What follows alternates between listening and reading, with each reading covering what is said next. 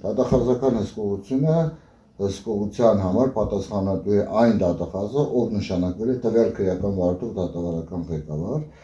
Ես չգիտեմ ով է նշանակվել, բայց ով էլ որ նշանակվել է պարտավոր է ձեռնարկելու կամ եթե քննիչը չէր ձեռնարկել այնպիսի միջոցառումներ, որոնք պետք է եւ պարտավոր էր կատարելու,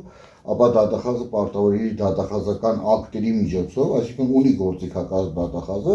որի գրավոր գրի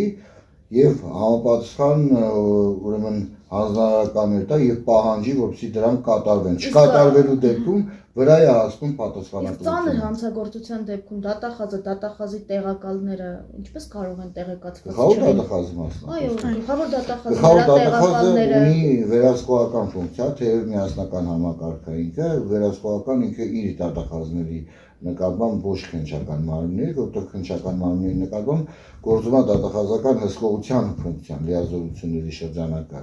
Այս պարագայում գլխավոր դատախազը, եթե չէր կատարվում ստորադաս դատախազների կողմից իրենց պարտականությունները, ապա գլխավոր դատախազը կամ գլխավոր դատախազին ենթակա մյուս դատախազները, հա, միասնական այս համակարգում, այս պիրամիդայի սկզբունքով, բոլորը պետք է ուրեմն միջոցներ ձեռնարկեին, որպեսզի այդ գործողությունները կատարվեին, ասենք օրինակ։ Այսինքն առնվազն տեղյակ պիտի որ եղած տեղյակ պիտի որ եղած լինեին, բացատրեմ ինչպես Իսկ հանրային հնչեղությունը չլիներ, ինքը տեղյակ չէ լինելու։ Ու գործը այդպես սառած մնալու էր։ Բացատրեմ ինչպես կարող էին տեղյակ լինել, յուրաքանչյուր օր թե դատախազությունը, թե քննչական մարմինների ղեկավար կազմը, թե ոստիկանության իրավապահի մարմինների ղեկավար կազմը ստանում է օրվա ինֆորմացիան կամ նախորդ օրվա ինֆորմացիան, որով թե ինչ է տեղի ունեցել, ինչ է կատարվել, քանի վարորդ է օրինակ նախաձեռնվել, օրինակ սեռական անձեռնմխելիության, չգիտեմ, սպանությունների մասով եւ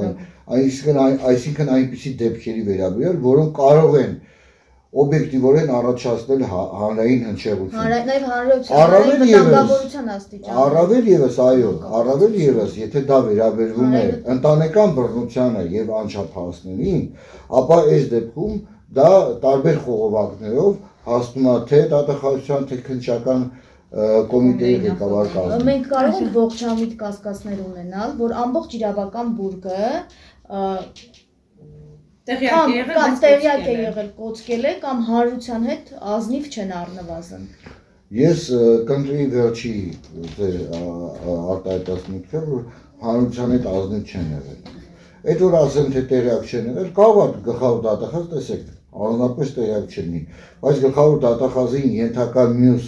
ղեկավար կազմի անձինք, պաշտոնատարանից ոչ միայն պետք է տեղյակ լինեն, այլ պարտավոր էին տեղյակ լինելու եւ միջոցներ ձեռնարկելու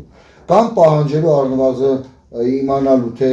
ինչ է կատարվել այդ գործը։ Եվ մենք ունեցել ենք օրինակ Աննա Հակոբյանը հայտարարել է, որ եկեղեցում կան օրինակ մանկապիղծներ եւ այլն եւ այլն։ Այսպիսի հայտարարություններ ենք ունեցել, երբ այդ ողջ դասը թիրախավորվել է եւ անտեղի ըստ էության առանց որևէ փաստական հիմքի եւ այլն։ Տվյալ դեպքում կան փաստեր, եղել են հաղորդումներ,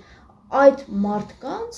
իրենց հաղորդագրություններով առնվազն փորձում են մաքրել։ Սա ինչի մասն է խոսում։ Ես ինչու եմ ասում փորձում են մաքրել, որովհետև երբ որ փաստաբանը խոսում էր տուժածների, այնտեղ ինքը խոսում էր այն մասին, որ նախ փորձաքննություն չէր արվել, նախ հեռախոսների զննություն չէր իրականացվել, խուզարկություններ չեն իրականացվել, խոսվեց միայն այն մասին, որ այդ հանցագործներից մեկի մեքենան է ընդամենը արգրավել, որտեղ զննություն էլ չի իրականացվել։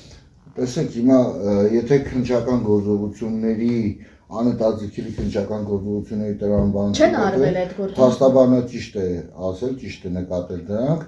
եւ այո, եթե դրանք փետրվար ամսին նախաձեռնված քրեական վարույթի շրջանակներում չեն արվել, հիմա այլևս ժամանակավոր է պետք։ Օրինակ պետք է նշանակվեր փորձաքննություններ դատաբժշկական, դրանով պայմանավորված այլ բնույթի փորձաքննություններ, մասնավորապես բարձելու սեռավարակի արկայությունը կամ բացակայությունը, թմրամիջոցների օգտագործումը կամ բացառել այդպիսիք, հեռախոսների այո վերցանում պետք է կատարվեր, համապատասխան միջնորդություններ տարվեին, բնականներում խուզարկություններ կատարվեր։